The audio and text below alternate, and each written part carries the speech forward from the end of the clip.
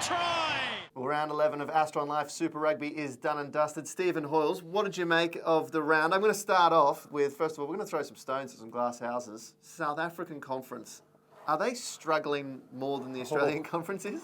Oh, I like what you're doing there. That's a good ARU deflection. Deflected off, yeah. Again, they're probably the ones that have been tested with their depth. They've brought in the Kings, who are certainly aren't competitive enough at the moment. A lot of their players play offshore.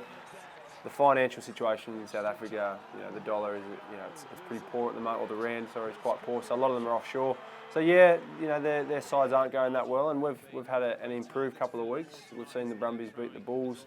The Tars have beaten the Stormers, and the Tars also beaten the Cheetahs. So it's still just past the halfway point in the competition, so it's probably a little bit early to judge. The Stormers still look like they'll get top of their conference, so they'll be thereabouts. Going into the second issue of the round, one that you are particularly keen on, and that's the grass at Allianz Stadium in Sydney. Yeah. You reckon that the groundsman's getting away with one here? Well, it's not helping the quality of the game. And I know the groundsman will be tuning in every week to watch our little shows. Yes, so of course. if you are watching, I have this theory, as weird as it may sound, that when a field isn't in good shape, they keep the grass a little bit longer to make it look better than it actually is.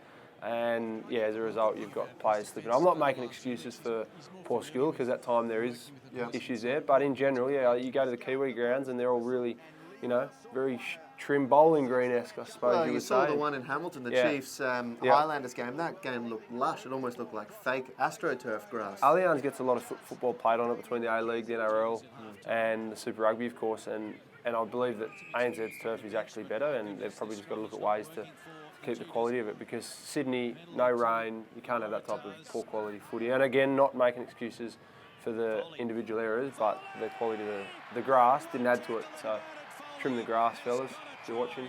There you go, Stephen. Maybe that's a job for you post-footy, mate. I'm always on the lookout. You are always on the lookout for jobs. What about the third one? And that is the under-20s on the Gold Coast. They were on Tuesday. They went down by 20 points, and they bounced back on Saturday with a marvellous win. What did you make of it? Yeah, it's a good bounce back. The Kiwis tore us apart in the first game, and a few days in between.